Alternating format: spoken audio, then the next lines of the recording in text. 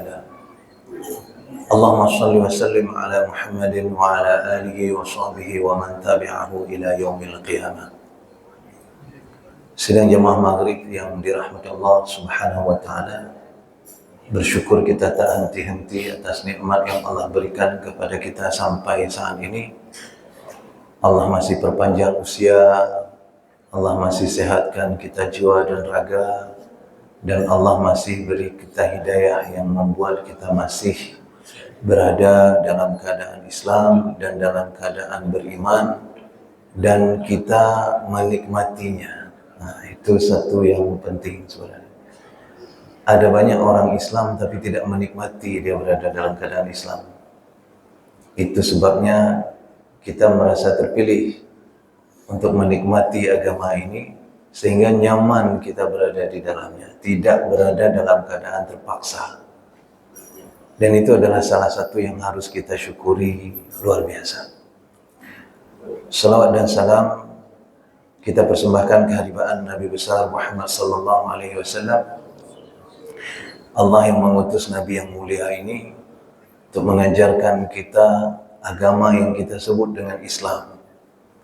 Nabi Muhammad SAW tidak mengambil untung dari Islam ini. Itu sebabnya tidak diberi nama agama itu dengan nama beliau. Jadi nggak ada Muhammadnya di dalam agama Islam. Agamanya Islam. Nabi Muhammad SAW juga terlihat tidak mengambil untung dari agama ini dengan tidak ada surat yang terhubung dengan keluarga beliau. Tidak ada surat Fatimah, surat Khadijah, atau surat siapa lagi? Abdullah, Aminah, Abu Talib, dan seterusnya. Justru satu-satunya yang ada nama surat dari keluarga beliau adalah Abu Lahab. Ya. Satu-satunya keluarga beliau yang masuk jadi nama surat justru Abu Lahab. Dan tidak sebagai surat yang memuji, tapi justru surat yang menjanjikan kebinasaan. Abu Lahab. Nah, ini menunjukkan salah satu dari ciri agama yang benar. Nabinya tidak mengambil keuntungan. Bandingkan dengan agama-agama lain, semuanya terhubung dengan nama tertentu. Buddha itu memang yang buat agama itu namanya Buddha. Kongfucu yang buat agama itu namanya Kongfucu. Apalagi Hindu itu daerahnya Hindustan. Apalagi Kristen adalah Kristus. Ya. Jadi siapa yang bawa agama Kristen? Menurut mereka Kristus. Jadi semuanya dihubungkan dengan nama yang bawa. Kalau sempat saya bawa agama, maka muncullah nama agama Ilham, ya, atau Maulana atau sejenisnya. Jadi ini menunjukkan Nabi tidak mengambil untung dari agama ini. Agama ini memang murni Allah turunkan. Dan ketika Allah menyebut di dalam Al-Quran, tadi saya baca surat Ali Imran. Sebenarnya beberapa ayat berikutnya ada ayat itu. Cuma kalau saya teruskan kepanjangan untuk sholat maghrib. Ya. Ayatnya adalah Innad dina indallah al-Islam. Innad dina indallahil Islam. Sesungguhnya agama yang diakui di sisi Allah adalah Islam. Ya. Itu maknanya apa? Islam itu bukan nama agama. Islam bukan nama agama, tapi Islam itulah agama. Buddha nama agama, Kristen nama agama. Apa agamamu? Kristen. Apa agamamu? Buddha. Itu nama agama. Tapi Islam itulah agama. Ya. Agama yang disebut agama itu ya Islam. Kenapa? Karena makna Islam adalah tunduk, patuh, berserah diri kepada satu-satunya Tuhan yang pantas disembah. Itu makna Islam. Karena Tuhan yang ada cuma ada satu, maka agama yang pantas jadi agama tak boleh banyak-banyak, satu juga. Itulah Islam. Itu sebabnya sidang jamaah yang dirahmati Allah, Nabi Adam Islam, Nabi Nuh Islam, Nabi Musa Islam, Nabi Isa Islam, walaupun mereka kemudian disebut misalnya membawa agama yang bernama berbeda. Tapi praktek yang mereka buat adalah Islam. Apa praktek yang mereka buat? Mereka menyerahkan dirinya kepada Allah Subhanahu wa Ta'ala. Nabi Ibrahim itu berdoa, Rabbana waj'alna muslimaini laka wa min dzurriyyatina ummatan muslimatan lak wa arina manasikana wa tub alaina innaka antat tawwabur rahim. Nabi Ibrahim berdoa kepada Allah, ya Allah jadikan kami berdua, beliau sama anaknya Ismail, muslimaini, dipakai kata aini karena ada dua orang, muslimaini laka, jadi kami berdua jadi muslim untukmu. Apa makna muslim di sini? Berserah diri kepadamu. Karena itu mereka berdua juga Islam sejak awal. Sejak awal mereka Islam. Kenapa ini kita ceritakan pada maghrib ini? Saya di WA sama Bang Yan kemarin. Ya, seperti biasa lah Bang Yan kalau WA saya kan. Digam. Ya. Digam bisa ceramah nanti malam di komplek. Insyaallah. Ya. Saya tanya, emangnya biasa gimana? Biasa Ustaz Ofa. Ustaz Ofa malam ya? Nah, biasa Ustaz Ofa. Ustaz Ofa kemana? Keluar kota. Oke. Biasa Ustaz Ofa bahas apa? Fikih. Fikih apa? Sholat, zakat. Ya kan? Saya nggak mau ganggu ritme yang sudah dibuat oleh Ustaz Ofa. Kalau Ustaz Ofa balik, biar beliau lanjutkan aja itu. Ya kan? Tapi saya mau cerita, kenapa aturan sholat, aturan zakat itu ada. Nah, fikih sholat, fikih zakat, fikih puasa, bahkan ada fikih rezeki, fikih muamalah, fikih bicara, fikih ini, fikih itu. Kenapa itu ada? Jadi fikih itu, sedang jemaah yang dirahmati Allah Subhanahu wa Ta'ala, adalah cara kita paham aturan Allah sehingga hidup kita benar. Cara kita memahami aturan Allah sehingga hidup kita benar. Maka muncullah di situ halal haram. Maka muncullah di situ sah tidak sah. Tadi Bang Yan baru saja mengumumkan besok ya. Besok akan ada tahsin surat Al-Fatihah. Kita tahu bahwa Al-Fatihah itu salah satu syarat sahnya salat. Itu fikih. Ya. Bicara tentang sah tidak sahnya salat, fikih.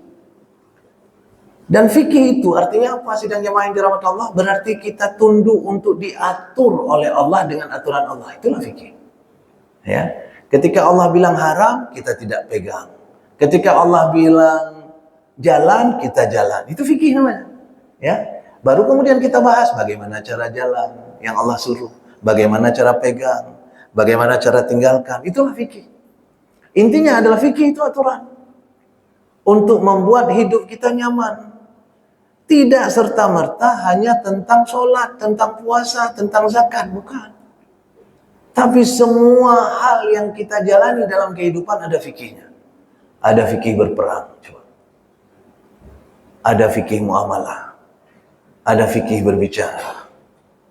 Ada fikih, ada fikih, ada fikih. Dan di mana-mana ada fikihnya. Ada aturannya. Dan kapan fikih itu berlaku? Setelah kita syahadat. Orang yang tidak syahadat nggak berlaku fikih sama dia. Ya. Setelah kita syahadat, maka baru menjadi Islam kita, maka disebutlah kita muslim. Apa makna muslim? Kita mulai berserah diri kepada Allah untuk diatur oleh Allah. Jadi ketika kita sebut kepada Allah asyhadu. Nah, itu kan dimulai dari situ. Asyhadu alla ilaha illallah. Ketika kita bilang sama Allah, aku bersaksi ya Allah. Aku meyakini ya Allah. Tolong catat namaku ya Allah. Sebagai orang yang hanya mengakui Engkau sebagai Tuhan yang kami ilahkan. Yang kami sembah, yang kami orientasi. Yang kami patuhi untuk mengatur hidup kami. Nggak ada yang lain, Engkau saja. Itu dia Islam. Waktu kita syahadat, sebenarnya itu yang kita sebutkan. Kita sebutkan sama Allah, ya Allah kami tidak mau diatur oleh yang lain. Kami hanya mau diatur oleh Engkau ya Allah. Itu sebenarnya kita sebutkan. Makanya kalau ada orang yang Islam tapi kemudian masih komplain dengan peraturan Allah, itu dipertanyakan keislamannya. Boleh cek di dalam Al-Quran. Tidak ada satu ayat pun ayat tentang mengatur kehidupan orang kafir, nggak ada. Satu ayat pun Allah tidak turunkan untuk mengatur kehidupan orang kafir. Hadis juga nggak ada. Satu hadis pun tidak ada yang mengatur urusan orang kafir, nggak ada. Kenapa nggak ada? Karena memang mereka tidak menyerahkan dirinya untuk diatur. Mereka tidak menyerahkan dirinya untuk diatur oleh Allah Subhanahu wa taala. Itu sebabnya Allah mengatakan faman syaa'a falyu'min wa man syaa'a falyakfur. Yang mau diatur ayo kata Allah, yang enggak mau diatur silakan. Ya. Yang enggak mau diatur silakan, yang mau diatur ayo kata Allah. Itu sebabnya ketika kita mengaku sama Allah untuk mau diatur, maka itu bukan tentang diatur cara sholat saja, tapi juga diatur cara bicara, diatur cara hidup, diatur cara ngomong, diatur cara dengar, diatur cara kajian, diatur oleh Allah Subhanahu Wa Taala. Itu sebabnya kata Nabi Sallallahu Alaihi Wasallam kemudian al-muslim, ya, seorang muslim adalah man salimal muslimu, yang bisa menghadirkan keselamatan terhadap muslim yang lain, ya, min lisani wa yadih. Seorang muslim adalah orang yang bisa menghadirkan keselamatan kepada orang di sekitarnya dari mulut dan tangannya. Dari mulut dan tangannya. Itu maknanya apa? Mulut dan tangannya diatur oleh Allah. Kalau Allah yang ngatur, maka tidak ada yang akan tersinggung. Ketika kita berinteraksi dengan Allah, kita pakai mulut kita seperti diatur oleh Allah. Nggak ada yang tersinggung. Nggak akan ada pertikaian. Ketika kita punya tangan, kita pakai tangan kita seperti diatur oleh Allah. Nggak akan ada permasalahan. Nggak akan ada kejadian-kejadian yang di luar perkiraan. Hari ini semua persoalan dimulai dari keluar dari aturan Allah. Semua itu. Kemarin itu ibu bapak ada baca berita yang seorang perempuan, nauzubillah min dzalik, dibunuh dengan dicincang ratusan potong. Ada kan? Ada kan? Memang suka kali berita-berita gitu berarti ya. Udah ketangkap offset nih lah. Ada, yakin aja ada. Minimal ada lewat di media sosial. Ada tulis di koran dan sebagainya. Heboh itu ceritanya. Ya kan? Seorang perempuan dibunuh, bukan sekedar dibunuh, tapi dicincang. Setelah dicincang sampai ratusan potong, kemudian disebar lagi. Sebagian di sungai, sebagian di tong sampah, sebagian, dan sebagainya. Sadisnya luar biasa. Tapi kalau kita tilik, apa yang mengawali semuanya? Yang mengawali semuanya adalah mereka hidup berdua tanpa pernikahan satu rumah. Itu yang mengawali. Jadi begitu kita keluar dari satu peraturan, begitu kita tidak patuh sama satu fikih yang Allah atur kepada kita, maka percayalah, kehancuran berikutnya akan datang. Karena antara dosa dengan amalan itu ada saling mengundang mereka. Namanya algoritma dalam bahasa matematika. Ada algoritmanya. Jadi satu dosa akan mengundang dosa lain kemudian. Begitu kita satu dosa kita lakukan, maka dosa lain akan terbuka untuk datang. Begitu juga dengan amalan. Begitu satu amalan kebajikan kita buat, maka amalan yang lain kemudian akan terbuka untuk diundang kita. Ini datang ke sini saja. Misalnya, ada satu dua yang di sini tidak tahu ada kajian. Begitu azan berkumandang hanya sekedar masuk mau sholat maghrib. Setelah sholat maghrib tiba-tiba Bang Yan berdiri, ya kan? Malam ini ada kajian. Apa dalam pikiran dia? Ada kajian rupanya. Karena diingat-ingat nggak ada acara apa-apa yang memang perlu dia keluar, ya udahlah aku duduk saja. Kalau dia tidak masuk ke dalam masjid, maka bagian yang kedua tadi dia tidak dapatkan. Lagi duduk di masjid, datang lagi tong sedekah. Dah yang ketiga, yang keempat, yang kelima akan datang itu biasanya. Jadi satu amalan dengan amalan berikutnya akan saling mengundang. Dosa gitu juga. Dosa gitu juga. Itu sebabnya sidang jamaah yang dirahmati Allah Subhanahu wa taala, Rasul sallallahu alaihi wasallam menyuruh kita itba'is sayyi'atul hasanah. Ikuti setiap satu buah dosa dengan kebajikan. Untuk apa? Tamhuha, untuk memutus undangannya. Karena kalau enggak dia akan mengundang yang berikutnya. Jadi harus segera diselingi dengan sebuah kebajikan. Supaya apa? Supaya putus undangannya. Kalau enggak dia undang kawan-kawannya. Kawan-kawannya dia undang kemudian. Maka itu ibu-ibu, bapak-bapak yang dirahmati Allah Subhanahu wa taala, fikih ini tidak sekedar tentang sholat. Ya. Karena fikih itu adalah cara sebenarnya memahami supaya sesuai dengan apa yang Allah inginkan. Itu dia fikih. Itu sebabnya nanti dalam perjalanan fikih ini jadi luas dia. Kenapa jadi luas? Karena beda orang, beda potensi yang Allah berikan. Kata Allah Subhanahu wa taala, "Qul," kasih tahu umatmu wahai Muhammad. Apa yang harus dikasih tahu? "Qul kullu ya'malu ala syakilatihi." Kasih tahu mereka bahwa mereka berbuat, beribadah sesuai dengan apa yang memungkinkan bagi mereka. Ya. Farabbukum a'lamu biman huwa ahda sabila. Masalah salah benar itu urusan Allah. Yang penting mereka lakukan apa yang bisa dan apa yang memungkinkan untuk mereka. Maka tadi dalam sholat saja kan ada yang duduk tadi. Ya kan? Yang duduk sholat. Nah, kalaupun yang duduk sholat, untuk sholat wajib, sebisa mungkin berdiri di awal. Itu mungkin mudah-mudahan kita sudah paham ya. Jangan langsung duduk di takbiratul ihram. Ya. Nah, itu kan sesuai dengan kemampuan. Nanti pada saat sujud kan ada yang nggak sujud itu. Nggak bisa sujud, karena kalau sujud nggak bangun lagi. Ya kan? Daripada nggak bangun lagi, mending nggak sujud kan. Tapi niatnya sujud. Apa kata Allah? Tak apa-apa. Kullu ya'malu ala syakilati. Lakukan semampu kalian. Itu fikih. Ya. Jadi fikih itu tidak hitam putih dia. Tapi dia ada rentang. Segini boleh, segini boleh, segini boleh, segini boleh. Makanya sebenarnya yang paling ideal itu adalah setiap orang paham agama dengan benar, sehingga semua orang bisa memutuskan fikih yang ideal untuk setiap dirinya kemudian. Karena fikih antara kita dengan orang bisa jadi beda.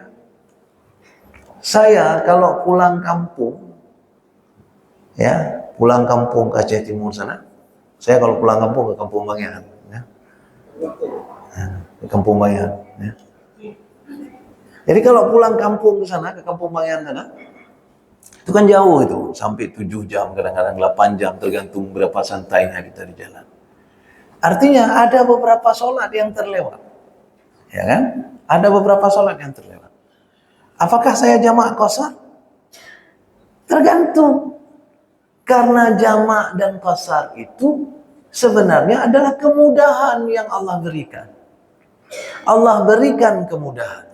Untuk apa? Untuk tidak menyusahkan. Karena dari awal Allah sudah janjikan kepada kita, yuridullahu bikumul yusra wala yuridu bikumul usra. Allah turunkan agama, syariat dan sebagainya ini untuk memudahkan kalian. Jadi untuk apa fikih? Untuk memudahkan. Jadi fikih itu bukan untuk menyusahkan, untuk memudahkan. Ya. Yuridullah, Allah menginginkan bikum, bagi kamu, yusra, kemudahan. Maka dikasih aturan. Jadi aturan itu untuk memudahkan. Wala yuridu bikumul us. Allah tidak menginginkan kalian sulit, kesulitan. Itu sebabnya kalau dalam perjalanan, sebelum kalian tanya, aku jawab, kata Allah. Sebelum kalian tanya, aku kan dalam perjalanan, ya Allah, kayak mana mau sholat? Boleh gabung, kata Allah. Ya. Boleh gabung, 4-4 jadi 2 saja. Namanya jamak qasar. Ya kan? Namanya jamak qasar. Boleh nggak? Boleh dilakukan. Tapi kalau ditanya, apakah saya melakukan itu? Saya tidak melakukan itu. Ya. Saya kalau pulang kampung jarang sekali saya jamak qasar. Kenapa? Karena kadang-kadang untuk setiap masjid yang saya lewat, saya berhenti. Ya kan? Berhenti hanya sekedar untuk sholat sunat 2 rakaat, penghormatan untuk masjid. Ya. Tahiyatul masjid. Atau kadang sholat duha dan sebagainya. Ya. Kenapa? Karena kita pergi pakai mobil sendiri. Kita berhenti sendiri. Bahkan bukan kita saja senang. Mobil-mobil senang kalau kita berhenti. Karena apa? Seumi, ya kan? Kok berat seumi kan? Begitu kita berhenti senang, dia senang. Ya kan? Mobil-mobil senang. Jadi itu sebabnya saya berhenti. Saya berhenti. Itu sebabnya saya kalau pulang kampung itu bukan 8 jam, saya 9 jam, 10 jam. Dan itu nikmat buat saya. Anak-anak saya pun nikmat dalam perjalanan. Kenapa? Itulah yang mereka nikmati. Jadi kalau nikmat, ngapain kita qasar? Kan kayak gitu. Lalu ada pendapat lain. Apa pendapat lain? Oh, jangan begitu. Allah sedekahkan untuk kita. Nah, kan ada pendapat itu kan? Allah sedekahkan untuk kita sholat jamaah qasar. Kalau kamu tidak ambil, sombong kalian. Kan kayak gitu. Yang punya prinsip begitu, lakukan. Kita punya prinsip begini, lakukan. Kenapa? Karena Allah bilang tadi, kullu ya'malu ala syakilati. Setiap orang lakukan sesuai dengan apa yang dia paham, apa yang dia mampu, apa yang dia mungkin untuk lakukan. Kalau ini kita jadikan pemahaman fikih, kan hana gabu-gabu. Ya kan? Hana gabu-gabu. Kenapa? Karena antara imam-imam yang kita tahu, imam mazhab saja yang 4 itu banyak beda pendapat. Tapi mereka tidak saling menghujat. Tidak ada dalam riwayat sekalipun bahwa Syafi'i menghujat Maliki, Maliki menghujat Hambali, Hambali menghujat, dan seterusnya. Nggak ada. Kita lah yang sekarang memang jago hujat. Ya. Pokoknya menyokan ia lihau, menyokan ke go. Ya kan? Itu kan hitam putih sekali itu. Enggak begitu fikih. Ya, enggak begitu fikih. Itu sebabnya sidang jemaah yang dirahmati Allah Subhanahu wa taala, ketika paham kita bahwa cara berfikih sebenarnya tidak memberatkan. Maka beda orang nanti beda kejadian. Itu sebabnya Nabi itu jarang marah kepada orang ketika orang itu enggak paham atau pahamnya beda dan belum sampai levelnya untuk dipahamkan. Para sahabat pun belum sanggup seperti Nabi. Maka ketika ada seorang badu yang kencing di masjid, Umar mau cabut pedang aja. Ya. Umar memang begitu. Ya. Dan hari ini herannya saya yang namanya Umar pikir begitu juga. Jangan disebut. Ini direkam nih. Saya tidak bertendensi kemana-mana. Tapi memang saya lihat. Kenapa? Bang Yan tahu bapak saya Umar. Dan bapak saya punya begitu juga. Ya. Sampai saya pun diajarkan waktu itu. Jadi waktu beliau pernah bermasalah dengan seseorang, beliau keluarkan kapak. Hok. Kemudian begitu sampai sana, jalannya lambat. Supaya apa? Supaya disusul oleh orang. Begitu orang ramai, baru diangkat kapaknya. Kenapa? Karena udah ada yang pegang. Nah, begitu sampai rumah diajarin sama saya, nyamenan gang. Watera meur yang baru kabel. Untuk apa? Nggak iyo, itu hana rencana aneh. untuk gerta saja. Ya. Kok bisa punya ilmu begitu? Umar. Ya. Jadi ayah saya Umar, almarhum, ya, Umar namanya.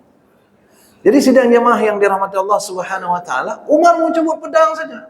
Pokoknya Umar mau bunuh saja itu orang yang kencing di masjid. Mungkin kalau hari ini ada kejadian kayak gitu, semua kita jadi Umar. Ya kan? Semua kita gebukin orang yang kencing di masjid. Tapi Nabi larang, jangan, kata Nabi. Bukan pun Nabi langsung bilang kepada orang itu untuk keluar kencing di luar, enggak. Kata Nabi, tunggu dia selesai. Baik pabile. Kan seru itu. Baik pabile. Karena coba bayangkan kalau kencing baru setengah, kemudian disuruh pindah. Kan cukup berat masalah kan? Makanya kata Nabi, baik pabile. Setelah dihabiskan, baru Nabi bilang, ambil sesuatu untuk mencuci, bersihkan. Ya, itu Nabi SAW. Kenapa? Itu fikih. Itu namanya fikih pergaulan. Ya. Jadi tidak serta-merta ketika ada orang salah, langsung kita bilang, kafir kalian. Ya. Dan saya mencoba mengamalkan itu hari ini. Maka di dalam beberapa tempat jamaah berusaha menebak, saya ini siapa? Ada pernah yang ditanya, saya ditanya. Karena mereka sudah curiga. Ini Wahabi bukan tiga. Ya. Jadi ditanya sama saya. Ustaz, menurut Ustaz kunut kayak mana? Kan fikih nih. Menurut Ustaz, kunut kayak mana? Saya bilang, saya kalau sholat di rumah sendirian waktu subuh, saya nggak baca kunut. Langsung dia bilang, kau Wahabi kah? Ya kan? Tapi kemudian saya bilang, tapi kalau saya sholat di masjid yang baca kunut, saya ikut imam. Kenapa? Karena kata Nabi, imam untuk diikuti. Imam baca kunut, saya kunut. Ditanya lagi, kalau di masjid itu ustaz disuruh jadi imam. Oh, jago nih. Ya. Saya bilang, apa kebiasaan masjid? Masjid kunut, saya kunut. Dan yang menarik lagi adalah, saya tidak pernah sholat subuh di rumah sendirian. Saya selalu sholat subuh di masjid. Dan semua masjid di sekeliling saya itu pakai kunut. Itu berarti setiap hari saya kunut. Kau bingung ni? Ya kan? Dah bingung dia. Kenapa? Karena terlalu dibesar-besarkan. Padahal itu fikih tentang sunnah saja. Itu dasarnya.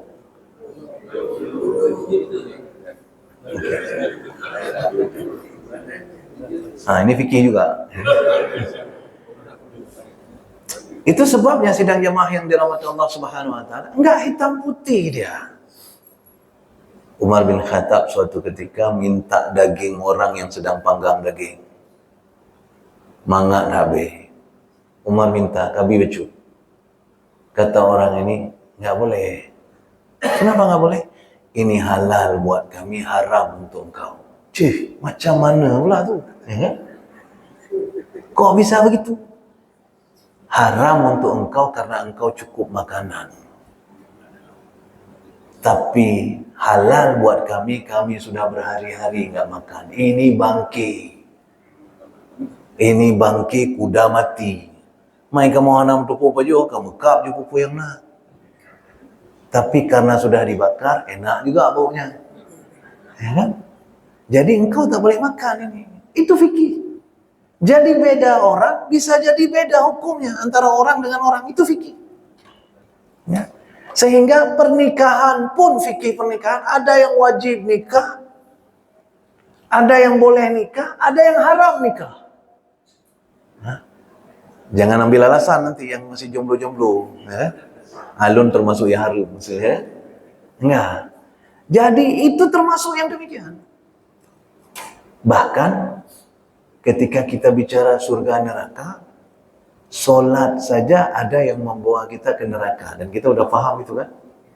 Solat Bukan sekedar nggak sah sholatnya, tapi sholat itu justru membawa dia ke neraka. Fikihnya sampai demikian. Kenapa? Karena beda yang dia rasakan. Jadi beda orang bisa jadi beda fikihnya. Itu sebabnya fikih itu tidak bisa digeneralkan. Ya kan? Nggak bisa digeneralkan. Kondisi fikih antara orang dengan orang bisa jadi memiliki perbedaan. Itu sebabnya saya bilang tadi, idealnya adalah semua orang paham agama dengan baik dan benar, sehingga dia mampu mengambil keputusan untuk dirinya kemudian. Apa fikihku? Ya. Kalau diceritakan pun nggak habis. Saya sering diceritakan oleh jamaah tentang sesuatu, kemudian beliau bertanya kemudian di ujung, Ustadz, saya kan, misalnya, berapa lama lah paling banyak beliau bisa ceritakan? 3 menit. Itu sudah panjang sekali. Kalau sudah 5 menit, kayak komik lewat lain. Abek negara apakah? Ya. Kalau misalnya dia lama sekali bertanya kan, 3 menit itu udah panjang sekali. Karena dia bercerita tadi, Ustadz saya akan begini. Maunya dia kita kasih hukum. Setelah dia cerita nanti dia tanya, berdosa enggak Ustadz? Nah itu fikih. Ya kan? Tapi Ustadz, ulama atau siapa saja enggak habis dapat informasi itu. Karena cuma 3 menit dia cerita. Enggak habis dapat kejadian-kejadian. Kadang yang dia cerita adalah yang terjadi pada hari itu saja.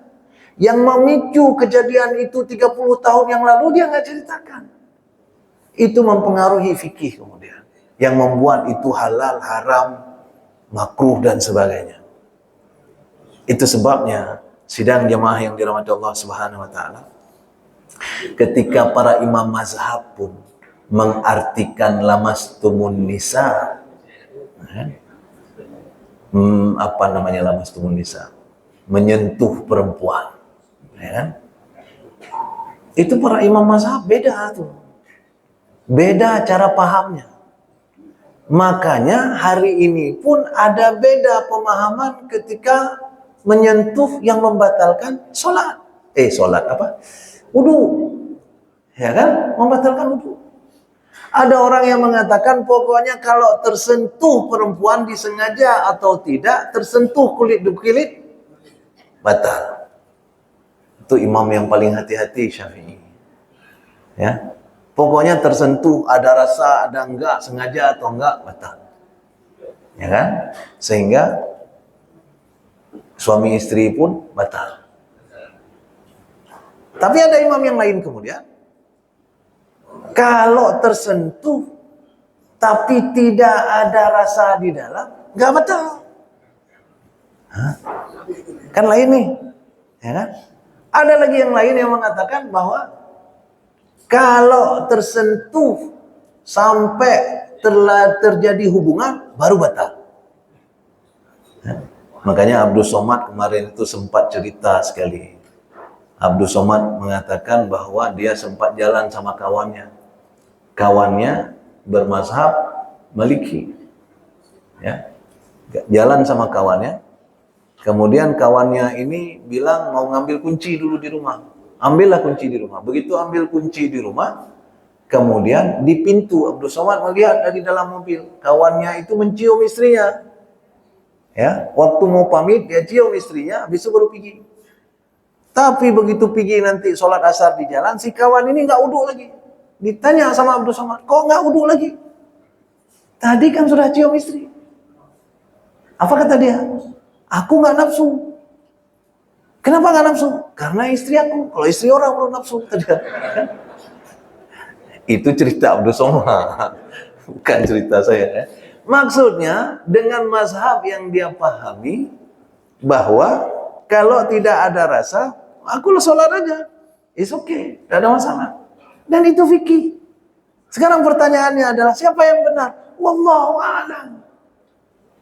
Kenapa wallahu a'lam? Siapa yang berani mengatakan Imam Malik tidak benar? Nggak berani. Syafi'i aja berguru. Ya kan? Siapa yang berani mengatakan Imam Abu Hanifah misalnya tidak benar? Tidak berani. Itu sebabnya berhenti saling menyalahkan. Ya, karena fikih itu sangat lebar. Supaya kita pahami dengan benar, ayo kita rajin-rajin belajar. Boleh berpikir kritis. Boleh berpikir kritis. Misalnya Berpikir kritis itu adalah menimbulkan rasa penasaran. Kok kayak gitu dia? Nah, misalnya ya. Lalu kita cari tahu, kita belajar. Apakah yang dia lakukan itu ada dalilnya? Ya.